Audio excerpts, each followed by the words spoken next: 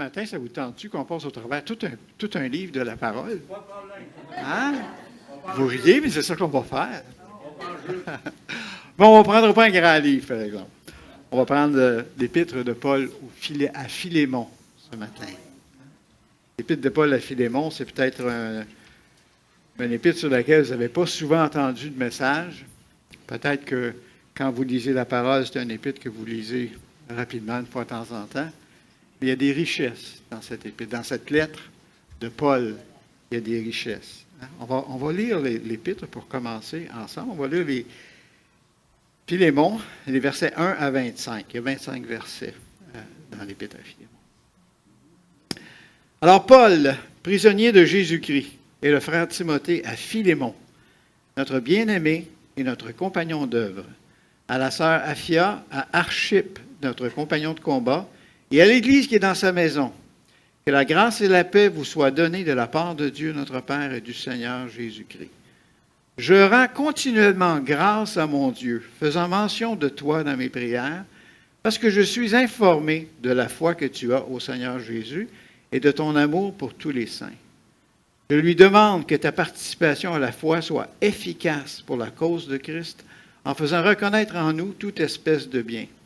J'ai en effet éprouvé beaucoup de joie et de consolation au sujet de ton amour, car par toi, frère, le cœur des saints a été tranquillisé. C'est pourquoi, bien que j'aie en Christ toute liberté de te prescrire ce qui est convenable, c'est de préférence au nom de l'amour que je t'adresse une prière, étant ce que je suis, Paul, un vieillard, et de plus maintenant prisonnier de Jésus-Christ.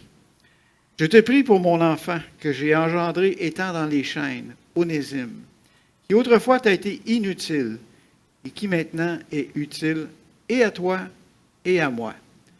Je te le renvoie, lui, une partie de moi-même. J'aurais désiré le retenir auprès de moi pour qu'il me serve à ta place pendant que je suis dans les chaînes pour l'Évangile. Toutefois, je n'ai rien voulu faire sans ton envie afin que ton bienfait ne soit pas comme forcé, mais qu'il soit volontaire. Peut-être a-t-il été séparé de toi pour un temps, afin que tu le retrouves pour l'éternité. Non plus comme un esclave, mais comme supérieur à un esclave, comme un frère bien-aimé, de moi particulièrement et de toi, à plus forte raison, soit dans la chair, soit dans le Seigneur. Si donc tu me tiens pour ton ami, reçois-le comme moi-même. Et s'il t'a fait quelque tort, ou s'il te doit quelque chose, mets-le sur mon compte. Moi, Paul, je l'écris de ma propre main, je paierai, pour ne pas te dire que tu te dois toi-même à moi. Oui, frère, que j'obtienne de toi cet avantage dans le Seigneur, tranquillise mon cœur en Christ. C'est en comptant sur ton obéissance que je t'écris, sachant que tu feras même au-delà de ce que je dis. En même temps, prépare-moi un logement, car j'espère vous être rendu grâce à vos prières. Épaphras, mon compagnon de captivité en Jésus-Christ, te salue, ainsi que Marc, Aristarque, Démas, Luc, mes compagnons d'œuvre, que la grâce de notre Seigneur Jésus-Christ soit avec votre esprit. Petite mise en contexte pour commencer. C'est la plus courte des épîtres de Paul. Un des plus courts livres du Nouveau Testament ou de la parole. Je pense que Jean 3 Jean, c'est-à-dire plus court que ça. Mais c'est une des épîtres les plus courtes. Alors ça a été écrit. Paul a écrit ça durant sa première captivité à Rome. On se souvient.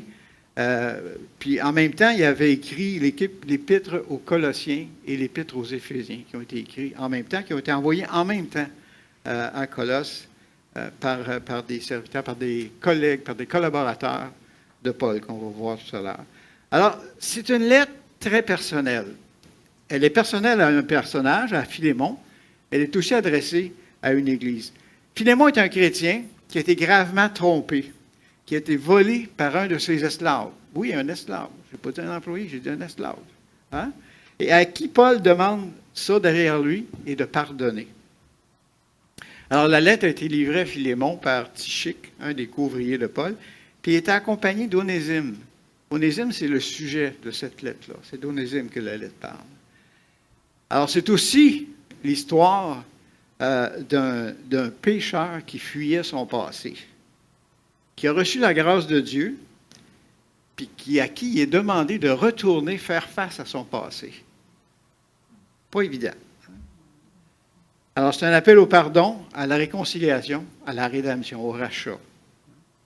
Alors, on va regarder, pour commencer ce matin, les personnages qui sont là-dedans. On va regarder Paul, ce que la lettre nous dit de Paul, ce que la lettre nous dit de Philémon, ce que la lettre nous dit d'Onésime. Après ça, on va faire des conclusions de ça.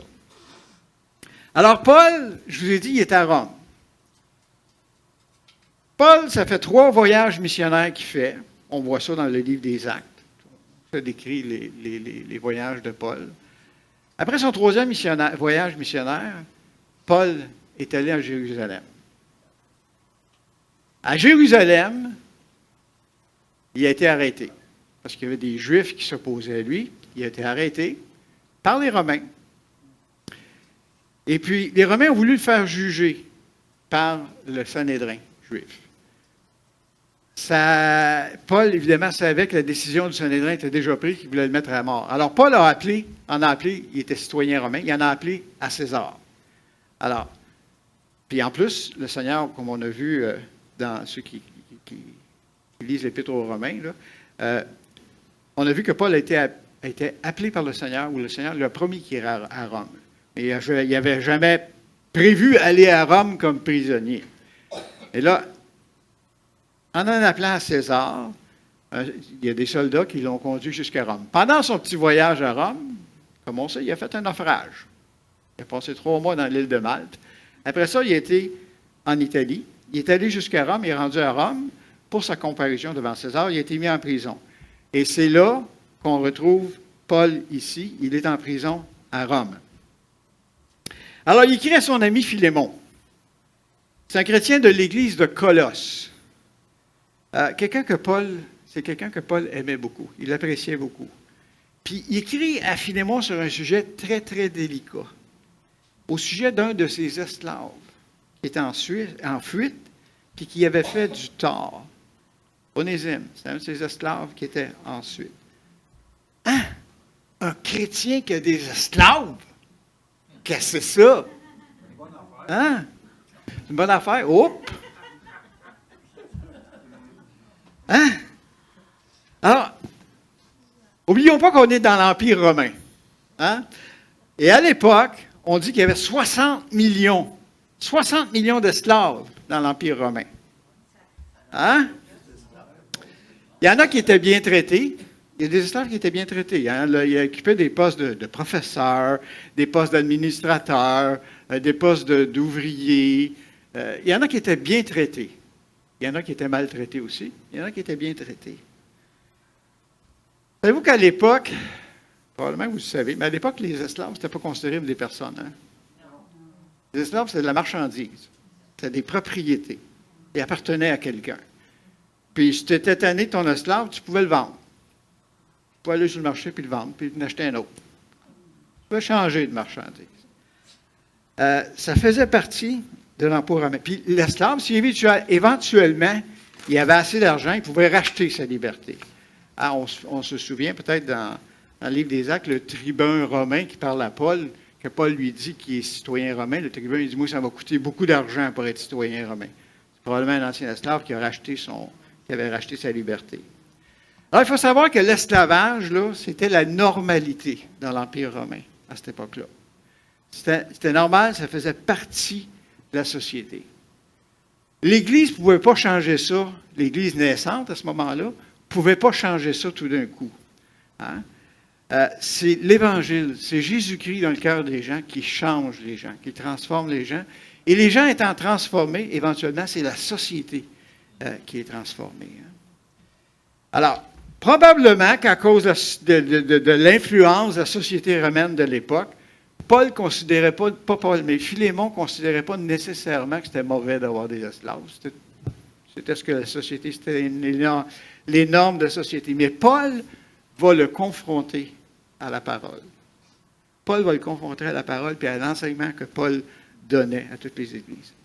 Alors pour nous, là, la première chose qu'on peut tirer de ça, on voit qu'un chrétien comme Philémon, c'est pas vraiment poser la question si l'esclavage, c'était pas une bonne chose. Sûrement, j'espère en tout cas qu'il traitait bien ses esclaves, mais il ne s'était pas posé la question.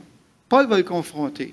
Alors nous, c'est un encouragement à porter attention à ce qu'on considère comme étant chose normale, des fois, dans la société. Des fois, si on compare ce qu'on entend, ce qu'on voit, ce qu'on pense dans la société, si on compare ça aux principes, aux préceptes, à l'enseignement de la parole, on s'aperçoit que ça ne va pas ensemble. Ça ne va pas ensemble. Alors, il faut faire attention, il faut bien connaître la parole, il faut être capable de juger de ce qu'on considère comme normal dans la société. Vous savez que les valeurs de la société dans laquelle on vit sont très élastiques. Hein? Très, très élastiques. Alors, il ne faut pas que nos façons de penser, nos opinions soient aussi élastiques que ça. Il faut que ce soit en ligne avec ce que la parole de Dieu dit. Donc, c'est la première chose que ce matin qu'on peut remarquer, c'est de faire attention à bien comprendre notre parole et à bien la comparer à ce que nous, on a comme opinion, comme façon de faire. C'est l'Évangile qui change la société. C'est l'Évangile qui change les cœurs. En changeant les cœurs, éventuellement, la société change. Et c'est l'Évangile qui le fait. Et notre société a besoin de l'Évangile. Hein? Alléluia. Le verset 16 nous dit non plus. Les versets vont être là. OK. Non plus comme un esclave, mais comme supérieur à un esclave, comme un frère bien-aimé. Vous savez que ce verset-là de l'Épître de Philémon, ça a été le verset clé dans la lutte contre l'esclavage qui a été fait il y a plusieurs siècles. En Angleterre, au XVIIe siècle, c'était le verset qui était utilisé pour prêcher contre l'esclavage, pour amener la société à changer. Et encore aujourd'hui, c'est un verset clé. Alors, Paul enseignait dans les églises que dans l'Église, il n'y a pas de distinction de race, il n'y a pas de distinction de statut social, il n'y a pas de distinction d'arrière-plan, il n'y a pas de distinction de nationalité, il n'y a pas de distinction entre nous. On est tous sur un pied égal. Devant Dieu, Dieu nous aime pour ce que nous sommes. On est sur un pied égal devant Dieu. Hein? Lorsqu'on appartient à Christ, on est sur un pied d'égalité avec tous les autres membres de la famille de Dieu, du corps de Christ. Hein? Paul, il croit vraiment que l'esclavage, c'est mauvais. Il croit. Mais dans la lettre ici, il ne s'attaque pas à l'esclavage en général. Il sait que la société est comme ça, c'est les cœurs qu'il faut changer, ce n'est pas la société. Mais par contre, il parle d'un sujet spécifique qui concerne l'esclavage. Hein? Il y a une demande spécifique qui constitue une situation spécifique d'esclavage. C'est Onésime. Hein? Alors, face des fois, on voit des choses qu'on considère mal autour de nous, puis qui sont considérées souvent comme normales par la société. C'est sûr que nous, en tant qu'individus, nous, en tant qu'Église, on ne peut pas d'un coup tout changer. Cependant, ce qu'on peut faire, c'est quand autour de nous, il y a des situations spécifiques qui ne sont pas conformes à la parole, et qu'on peut intervenir sur des situations spécifiques. On ne peut pas empêcher les guerres dans le monde. Par contre, on peut aider à régler un conflit qui est autour de nous. Hein? On peut intervenir peut-être pour essayer de régler un conflit. On peut faire à notre niveau, sur des situations spécifiques, on peut intervenir avec l'Esprit de Dieu, avec notre compréhension de ce que c'est l'Évangile, de ce que c'est l'amour, le pardon, la réconciliation. On peut intervenir dans nos sociétés. Le verset 17 nous dit « Si donc tu me tiens pour un ami, reçois-le comme toi-même. » Là, Philémon, c'est-à-dire que Paul veut que Philémon reçoive Onésime comme si c'était Paul. Oh, déjà là, Onésime n'est pas une marchandise. Onésime n'est pas quelque chose. Onésime est important. Parce que Paul est important pour Philémon. Alors, il lui demande de le recevoir comme si c'était Paul. Alors, il demande à Philémon de reprendre Onésime, pas comme un esclave, mais comme un frère en Jésus-Christ. C'est tout un choc dans la compréhension, dans sa compréhension à Philémon. Hein? Versets 4 à 7, ça dit, je rends compte. Là, ici, remarquez comment Paul approche Philémon avec cette situation délicate-là. Hein? Je rends continuellement grâce à mon Dieu, faisant mention de toi dans mes prières, parce que je suis informé de la foi que tu as au Seigneur Jésus et de ta charité pour tous les saints. Je lui demande que ta participation à la foi soit efficace pour la cause de Christ, en faisant reconnaître en nous toute espèce de bien. J'ai en effet éprouvé beaucoup de joie et de consolation au sujet de ta charité. Et par toi, frère, le cœur des saints est tranquillisé. Alors, Paul commence par exprimer à Philémon combien il l'apprécie, combien il aime Philémon, il apprécie ce qu'il est, il apprécie son caractère, il apprécie comment il est, il apprécie les changements que Dieu a fait en lui.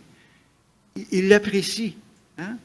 Alors, nous aussi, autour de nous, il y a des gens qu'on aime, il y a des gens qu'on apprécie. C'est important de faire comme Paul et de leur dire aux gens. Souvent, on apprécie les gens, on aime les gens.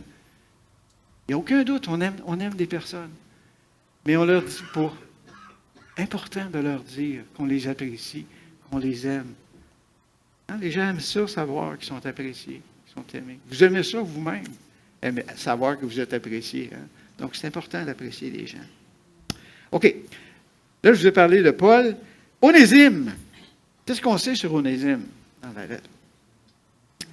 Dans l'Épître aux Colossiens, le chapitre 4, les versets 8 et 9, Paul, il dit, on se souvient que la lettre à Philémon est envoyée en même temps que la lettre aux Colossiens et que la lettre aux Éphésiens. Mais dans Colossiens, chapitre 4, verset 8 et 9, ça dit, je l'envoie avec Onésime. Il parle de Tychik. Je l'envoie avec Onésime, le fidèle et bien-aimé frère qui est des vôtres. Ils vous informeront sur tout ce qui se passe ici. Alors, ce qu'on apprend ici, c'est qu'Onésime était de Colosse. Il venait de Colosse. Ce n'était pas un chrétien auparavant. C'était pas un chrétien, Onésime. C'est un esclave de Philémon. Puis on voit aussi dans la lettre à Philémon que Philémon recevait l'Église dans sa maison.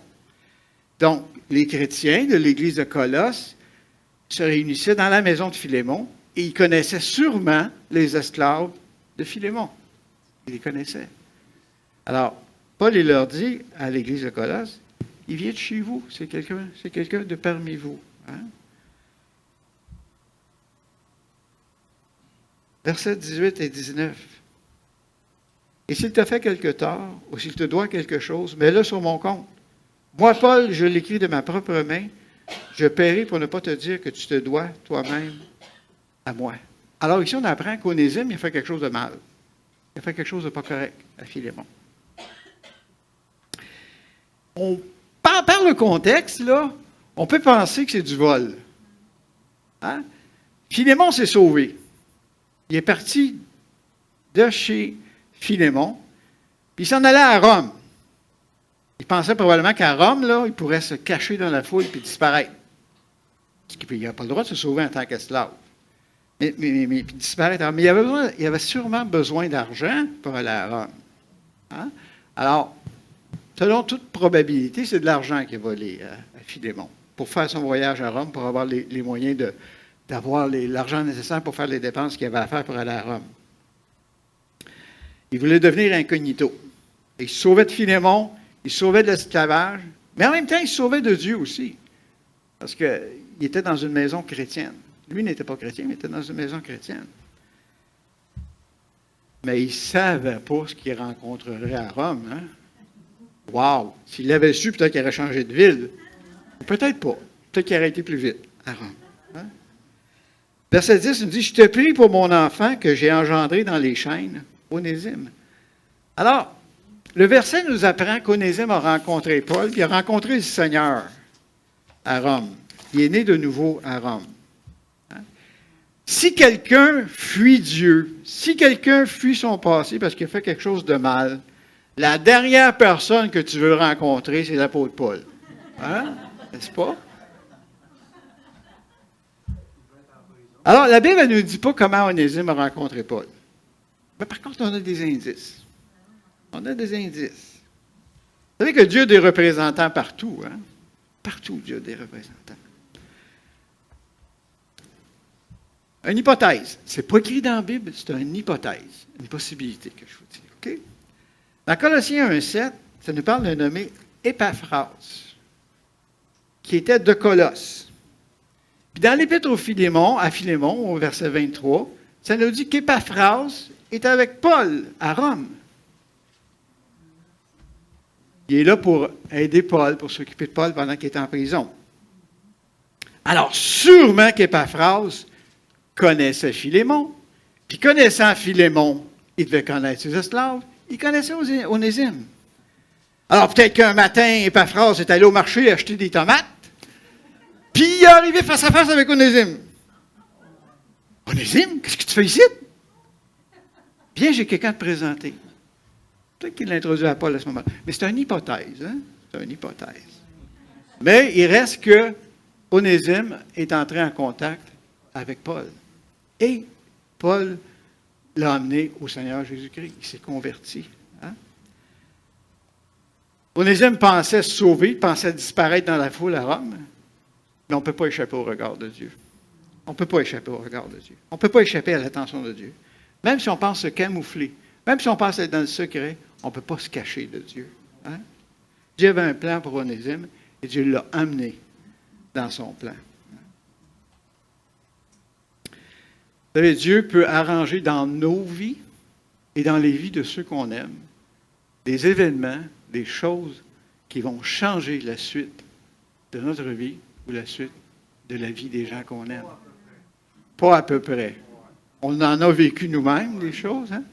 Et on sait que les gens qu'on aime, aussi Dieu peut s'occuper d'eux, amener des rencontres, amener des choses qui vont changer leur vie, qui vont les amener à se tourner vers le Seigneur.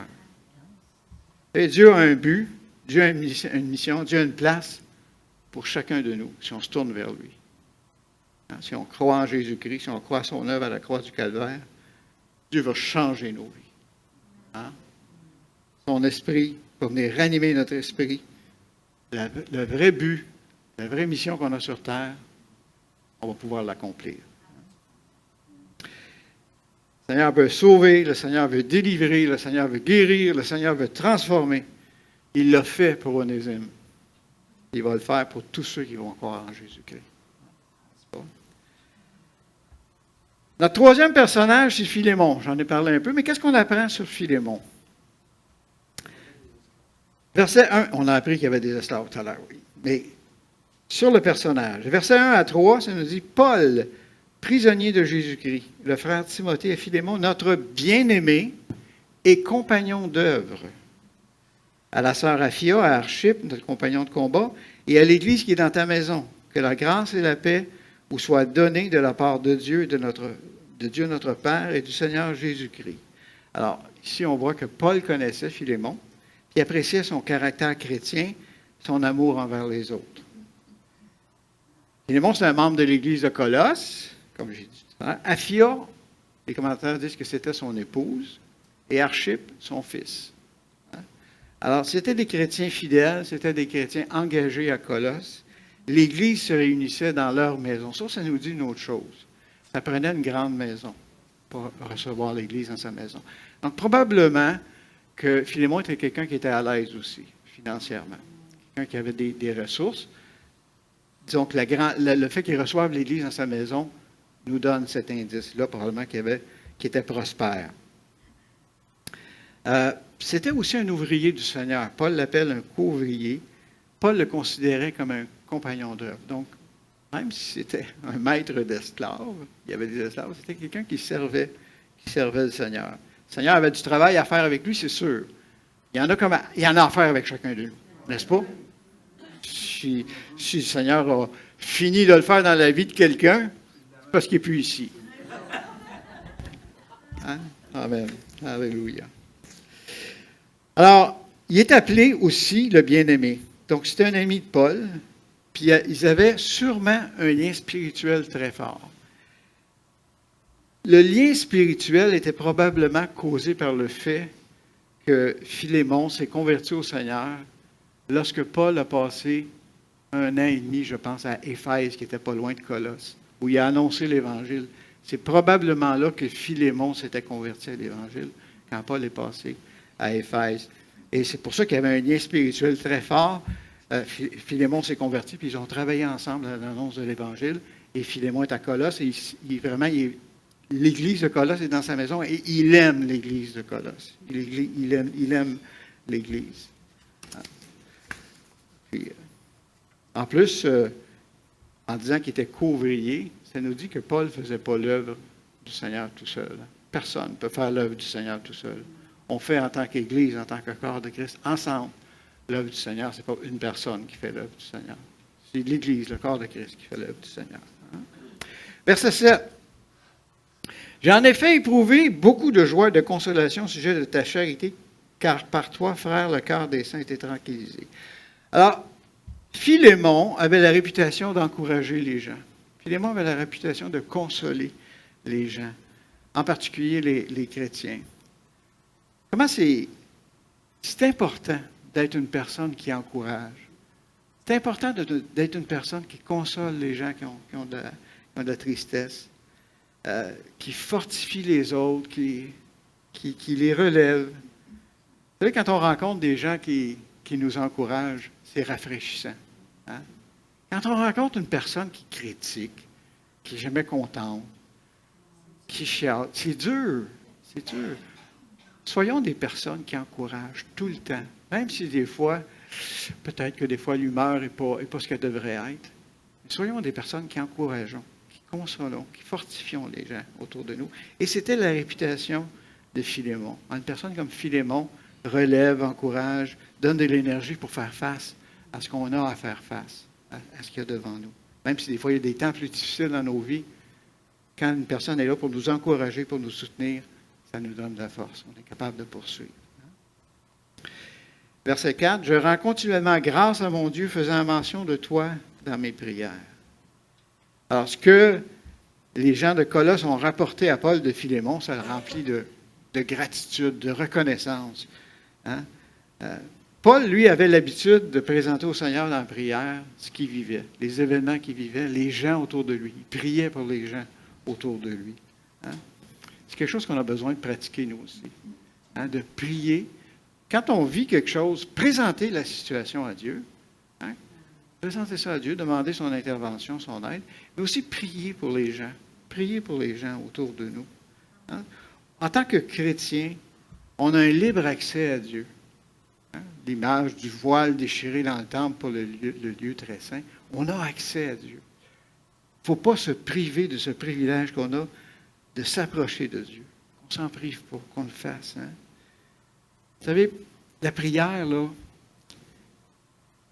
c'est difficile. Il y en a-tu qui sont d'accord avec ça? C'est difficile, la prière, de prier. C'est difficile. Puis parce que c'est difficile, souvent, c'est la première chose qu'on va mettre de côté.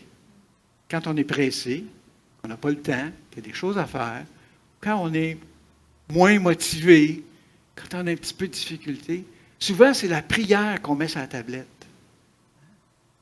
C'est important de ne pas mettre ça de côté parce que la parole de Dieu dans Jacques 5,16 nous dit « La prière du juste a une grande efficacité. » On ne sait pas comment, on ne sait pas pourquoi, mais on sait que la prière a une grande efficacité. C'est ce que Dieu dit. Hein?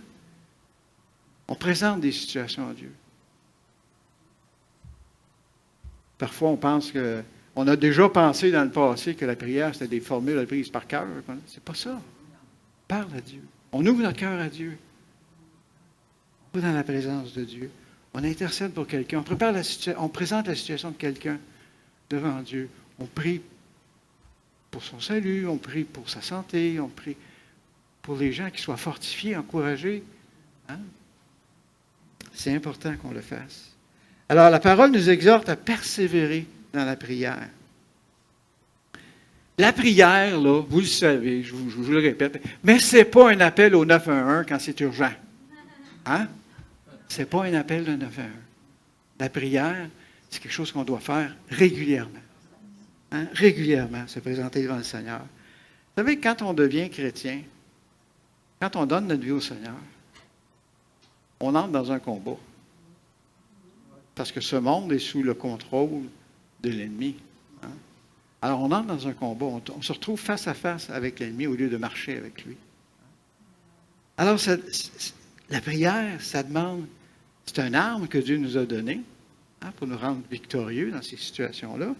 Mais c'est aussi, ça demande du travail. Ça demande de la régularité, ça demande de la persévérance, hein? Ça demande de l'endurance, ça demande de la fidélité, la prière régulièrement. C'est important. Et c'est ce que faisait Philémon. Hein? Philémon priait. Paul, puis Paul le faisait. Paul priait aussi. On va voir dans le verset suivant que Philémon aussi priait. Alors, Paul priait pour les gens. Au verset 22, ça nous dit « En même temps, prépare-moi un logement, car j'espère vous être rendu grâce à vos prières. » Hein?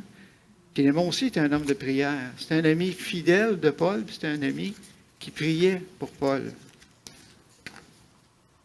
Est-ce qu'on est un ami fidèle pour quelqu'un, dans le sens où on prie régulièrement pour quelqu'un? Hein? Qu'on supporte quelqu'un dans la prière. Alors, c'est important d'être un ami fidèle dans la prière pour quelqu'un. Puis si vous priez régulièrement pour quelqu'un, dites-lui. Hein? Laissez savoir à cette personne-là que vous priez pour elle. Verset 6, « Je lui demande que ta participation à la foi soit efficace pour la cause de Christ. » Paul croit aussi que Philémon était fidèle dans sa foi. Il était fidèle à partager sa foi aux gens autour de lui. Verset 15. « Peut-être a-t-il été séparé de toi pour un temps, afin que tu le recouvres pour l'éternité, non plus comme un esclave, mais comme supérieur à un esclave, comme un frère bien-aimé. De moi particulièrement, et de toi, à plus forte raison, soit dans la chair, soit dans le Seigneur. » Paul encourage Philémon à pardonner ce qu'Onésime lui a fait et à recevoir Onésime. Ils étaient maintenant des frères en Christ parce qu'Onésime avait accepté le Seigneur et aussi Philémon était un chrétien. Mais, voilà là où le bas blesse, comme on dirait. Selon la loi romaine, Onésime était encore un esclave. Il avait accepté le Seigneur. Le Seigneur nous rend libres d'être capables de le servir. Mais selon la loi romaine, Onésime était encore un esclave. Puis bien pire que ça, la loi romaine donnait le droit au propriétaire de l'esclave. Si l'esclave s'était sauvé, si l'esclave était un malfaiteur, s'il avait volé, donnait le droit de l'exécuter. Hein? La loi romaine nous donnait ce droit-là. Alors, Paul, il demande à Philémon de pardonner Onésime. Hein? Puis de le recevoir, parce qu'ils étaient des frères en Christ, qu'ils étaient maintenant des membres égaux de la famille de Dieu. C'est délicat comme demande à Philémon. Luc 6, 31 nous dit ce que vous voulez que les hommes fassent pour vous, faites-le de même pour eux. Hein? Ça, on appelle ça comment? La règle d'or. La parole. Alors, le vrai pardon demande qu'on traite celui qu'on pardonne comme nous-mêmes, on aimerait être traités. OK, on a vu Paul, on a vu Onésime, on a vu quelques informations sur Philémon. Là, on retourne à Paul et à Onésime. Versets 11 à 14. « Je te prie pour mon enfant que j'ai engendré dans les chaînes, Onésime, qui autrefois t'a été inutile, mais qui maintenant est utile, à toi et à moi. Je le renvoie, lui, mes propres entrailles. J'aurais désiré le retenir auprès de moi pour qu'il me servît à ta place, pendant que je suis dans les chaînes pour l'Évangile. Toutefois, je n'ai rien voulu faire sans ton avis, afin que ton bienfait ne soit pas forcé, mais qu'il soit volontaire. Oups, c'est important ça. Et Paul aurait aimé ça garder Onésime auprès de lui. Parce qu'Onésime, Paul était en prison, Onésime lui était utile. Onésime le servait. Hein? Puis, Paul savait que la nouvelle réalité d'Onésime, qui était maintenant chrétien, ça ne changeait pas le fait qu'il était un esclave qui appartenait à Philémon. Hein? Alors, il décide premièrement que la bonne chose à faire, c'est de retourner Onésime à Philémon. Puis il implore Onésime de le recevoir comme si c'était lui-même, Paul. Paul aimerait bien ça continuer de bénéficier des services d'Onésime, mais il respecte Philémon. Il y a un respect pour Philémon. Il veut sa permission. C'est ce qu'il veut. Ce qu'il veut, là, c'est que, premièrement, Philémon le pardonne. Ensuite, que Philémon le libère, puis qu'il le retourne à Paul. Pour le service. Ça, dans le bout, là, c'est ça qu'il veut. Mais il veut sa permission. Puis il ne veut pas le forcer. Il veut que ce soit un bienfait, mais un bienfait volontaire. C'est un principe dans l'Église. Hein? Volontaire. Personne n'est forcé de faire quoi que ce soit. On ne force pas de faire quoi que ce soit. C'est un bienfait volontaire. Le service qui est fait, tout est volontaire dans l'Église. Hein? Principalement pour les gens qui ont des responsabilités, de respecter les gens. Très important de respecter les gens. Pas forcer personne à faire quoi que ce soit volontaire quand on fait quelque chose. Paul, il reconnaît la gravité de la faute d'Onésime. Mais il s'empresse, il va se dépêcher de montrer comment Onésime a changé. Il a changé, Onésime. Hein? Il dit, Onésime, il a été inutile dans le passé à Philémon. Hein? Vous savez que le nom Onésime signifie utile, signifie profitable, utile. Là, il fait un jeu de mots avec ça. Il dit, Philémon, là, Onésime, il a été inutile dans le passé. Mais là, il est utile à moi, puis à toi. Hein? Il est utile maintenant. L'Évangile l'a transformé au point que maintenant, il porte son nom. Hein? Son nom qui veut dire utile. Il a une grande valeur maintenant pour Paul et pour Philémon. Il a une grande valeur, Onésime. Verset 18-19. Et s'il t'a fait quelque tort, s'il te doit quelque chose, mets-le sur mon compte. Moi, Paul, je l'écris de ma propre main, je paierai. Pour ne pas te dire que tu te dois toi-même à moi. Pourquoi? Pourquoi Paul dit pour ne pas te dire que tu te dois toi-même à moi? Parce que Paul était le père spirituel de Philémon. C'est sous le ministère de Paul que Philémon est venu au Seigneur. Et c'est sous le ministère de Paul qu'Onésime est venu au Seigneur. Hein? Ils sont frères. C'est tout un test pour Philémon, pour son amour fraternel. Pour son amour pour les... C'est tout un test. Parce que là, dans sa tête, là, il y a des changements à faire à Philémon. C'est des changements de compréhension, des changements de ce qu'il considère comme étant une chose tout à fait normale. C'est un changement qu'il y a à faire.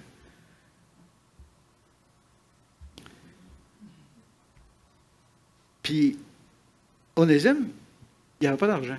Il était incapable de payer ce qu'il devait, de remettre à Philémon ce qu'il avait pu voler à Philémon. Il était incapable.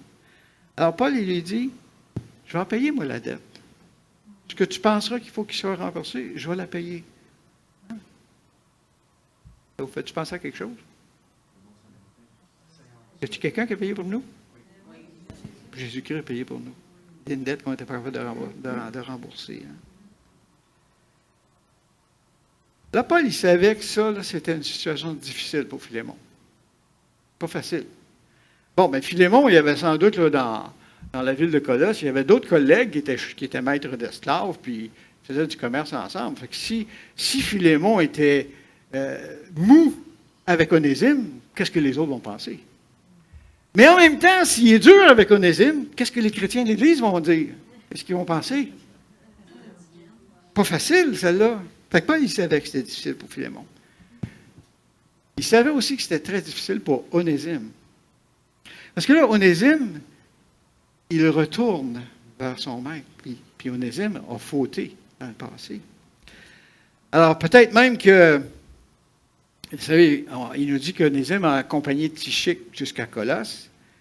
Fait que le fait qu'il a accepté de revenir à Colosse, ça témoigne de sa conversion. Ça, c'est sûr. Peut-être même on peut s'imaginer que quand Tychique a donné la lettre à Philémon, qu'Onésime était là dans la pièce, hein, peut-être debout dans la pièce en avant. Puis là, Philémon lisait la lettre. Il y avait la lettre. Alors, par sa présence à Colosse, on peut considérer qu'Onésime demandait pardon de ce qu'il avait fait. Hein. Juste par sa présence. Il a accepté. Puis, la réalité de sa conversion, là, ça se démontre par le fait qu'il a accepté de faire face à son passé et de régler une situation. On peut se demander à ce point-ci, juste, est-ce qu'il y a des situations dans ma vie passée que je n'ai pas réglées encore? J'ai accepté le Seigneur, mais y a-t-il des choses que je n'ai pas réglées? Peut-être que le Seigneur va, ou le Saint-Esprit va nous conduire à chercher des façons de régler les situations qui ne sont pas réglées dans le passé. C'est important de le faire. Alors, Philémon, il ne considérait peut-être pas que l'esclavage était mauvais, comme on a dit tout à l'heure. Mais là, il était mis au défi par Paul de changer sa mentalité, de changer sa compréhension. Il était mis au défi. Hein? Nous aussi, des fois, il se pourrait fort bien que la parole nous mette au défi de changer une compréhension qu'on a de quelque chose, une attitude qu'on a envers quelque chose. La parole nous met au défi. Quand on lit la parole, c'est dangereux de lire la parole, hein? Parce que Dieu nous parle à travers la parole. Hein? Vous savez ça, hein? Des fois, on est obligé de changer des choses. Hein? Des fois, on est obligé de considérer ce que Dieu nous dit, ce que Dieu fait, pas à travers notre logique, pas à travers nos émotions, mais à travers ce que j'ai appelé l'autre fois quand j'ai appelé l'intelligence spirituelle. C'est-à-dire, qu'est-ce que la parole dit? Puis je considère ce que Dieu me dit par-dessus, avant mes émotions, avant mon raisonnement logique. Je crois à la parole. Mais la plus belle chose à propos de l'Évangile, à propos de l'Épître à Philémon, c'est que c'est une illustration, c'est une image de l'Évangile. C'est une image de l'Évangile. Onésime, l'esclave qui se sauve, ça nous représente en tant que pécheur. Quand Onésime a fui son maître, qui est parti pour Rome, qui l'a volé, il méritait un jugement. Comme j'ai dit tout à l'heure, les esclaves qui volaient leur maître méritaient la mort. Il fuyait un jugement. On était comme Onésime. Avant de connaître le Seigneur, on était comme Onésime. On était en fuite devant Dieu, qui était notre maître, qui est notre maître finalement. On a volé sa gloire par notre vie de péché. Dans l'étude de Romains qu'on fait actuellement, on voit que nous étions esclaves du péché. On était esclaves du péché. On fuyait la présence de Dieu sans savoir où on allait directement, sans même savoir qu'on méritait le jugement, la condamnation éternelle. Alors Onésime, il nous ressemble. Paul, il représente le Sauveur, Paul. Hein? Verset 18, il dit, « S'il t'a fait quelque tort, s'il te doit quelque chose, mets-le sur mon compte. Moi, Paul, je l'écris de ma propre main, je paierai. » Onésime ne pouvait pas se racheter lui-même. Il n'y avait pas ce qu'il fallait pour le racheter. Il avait besoin de quelqu'un qui lui servirait d'intermédiaire, quelqu'un qui paierait pour lui, quelqu'un qui intercéderait pour lui. Il avait besoin d'un avocat.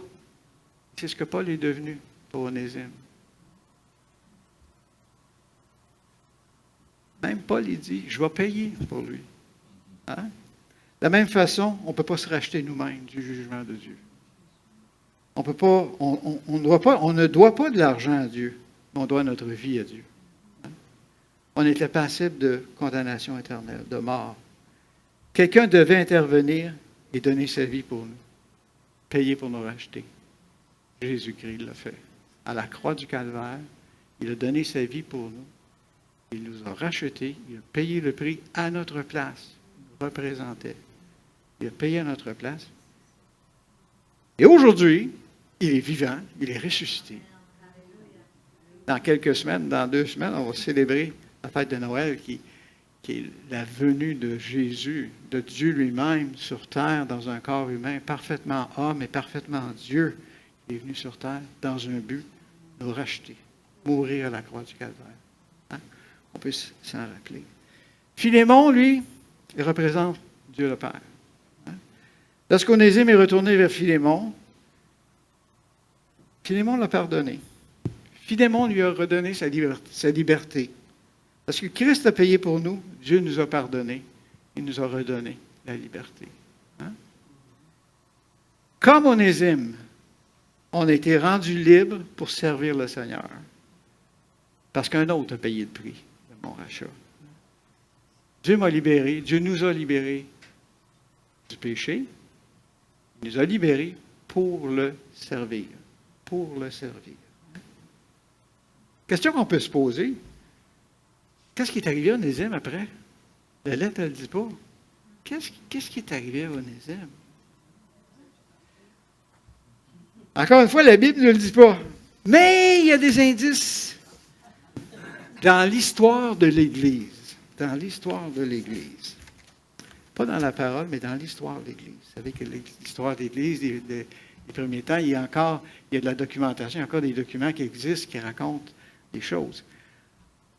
50 ans, à peu près 50 ans après ça, Onésime était sûrement un jeune homme. Là. 50 ans plus tard, une cinquantaine d'années plus tard, il y a un homme nommé Ignace. C'était ce que les historiens appellent un père de l'Église, c'est-à-dire quelqu'un qui a joué un rôle important dans l'Église des premiers temps. Okay? Alors, Ignace a écrit une série de lettres aux églises d'Asie. Puis on a encore les textes de ces lettres-là. Puis dans sa lettre, il réfère à un certain Onésime, responsable de l'église d'Éphèse. Puis il dit au sujet d'Onésime qu'il était très utile. Comme Paul le dit dans sa carte. Hein?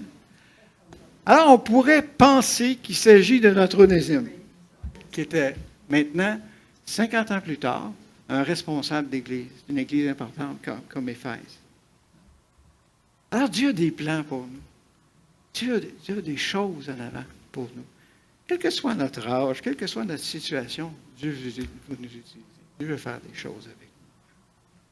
Alors ici, de Paul, on apprend à respecter les gens, à savoir apprécier les gens, à leur dire, à être des personnes de prière, capables de prier, à être des personnes d'influence pour l'Évangile dans des situations. D'Onésime, on apprend l'importance de donner notre vie au Seigneur et l'importance de régler des situations dans nos vies qui ne seraient pas réglées. Ça. De Philémon, on apprend d'être une personne qui encourage, qui console. Et peut-être très important d'accepter d'être mis au défi par la parole. Dans ce qu'on pense, ce qu'on considère. Être capable de pardonner. Alors Dieu a un plan pour nous. Il nous a rachetés à un grand prix. Il veut nous utiliser à sa gloire. Mais pour ça, il faut qu'on donne notre vie au Seigneur. Que finalement, on reconnaisse qu'on est comme Onésime. On est des pécheurs. Et que peut-être qu'on fuit Dieu. On n'est pas capable de se racheter. Ce n'est pas par nos bonnes œuvres, pas par nos bons comportements, par les œuvres qu'on fait, qu'on va gagner notre salut. Il n'y a pas une balance à la fin quand on arrive dans l'éternité qui dit tes bonnes œuvres pèsent plus que tes mauvaises. Tu vas passer tant de temps dans le purgatoire. Puis tu vas... Non. Qu'est-ce que tu as fait de Jésus-Christ? Qu'est-ce que tu as fait de mon Fils qui a payé pour toi? Qui a tout payé? Tout est payé pour toi. Hein? Dieu veut nous racheter. Alors, ce qu'on a à faire, c'est de reconnaître qu'on est pécheurs, qu'on a besoin du salut de Jésus-Christ, de confier dans le Seigneur, qu'on lui demande de venir dans nos vies, et il nous utilise, il nous sauve, il nous redonne la vie. Et ensuite, on peut le servir. Amen. Partout où est-ce qu'on est, dans tout ce qu'on fait, partout où on va, on est des représentants de Dieu. On a vu tout à l'heure qu'à Rome, il y avait des représentants. C'était peut-être Épaphras, c'était peut-être quelqu'un d'autre, mais qui a amené Onésime à Paul. Hein, puis que Paul a amené Onésime au Seigneur. Alors, partout dans tout ce qu'on fait, on est des représentants que Dieu peut utiliser pour sa gloire. Dans quelque situation qu'on est, quel que soit notre âge, Dieu veut nous utiliser. Alors, soyons reconnaissants de ce que Dieu a fait pour nous. Amen. Amen. Alors, Seigneur, merci pour ta parole. Merci, Seigneur, parce que tu as payé pour nous. Merci, Seigneur, de ce qu'aujourd'hui, on est libre de l'esclavage du péché, Seigneur, qui était dans nos vies avant, qui était notre condition avant. Tu nous as rachetés, tu nous as sauvés. Et maintenant, Seigneur, on peut marcher avec toi. On peut te servir. Alors, merci pour cette grâce, Seigneur. Merci, éternel Dieu. Que tu puisses continuer dans ce temps des fêtes qui vient, où on va rencontrer des gens, à nous utiliser comme des représentants pour toi, Seigneur Dieu. Parce qu'on puisse être de bons témoignages pour les gens autour de nous, qu'on puisse encourager, Seigneur, fortifier les gens autour de nous. Alors merci, Seigneur Dieu, et garde-nous maintenant, on va retourner. Garde-nous jusqu'à ce qu'on se revoie de nouveau plus tard. Alors, c'est en Jésus qu'on prie. Amen. Amen. Alors que Dieu vous bénisse et bonne semaine.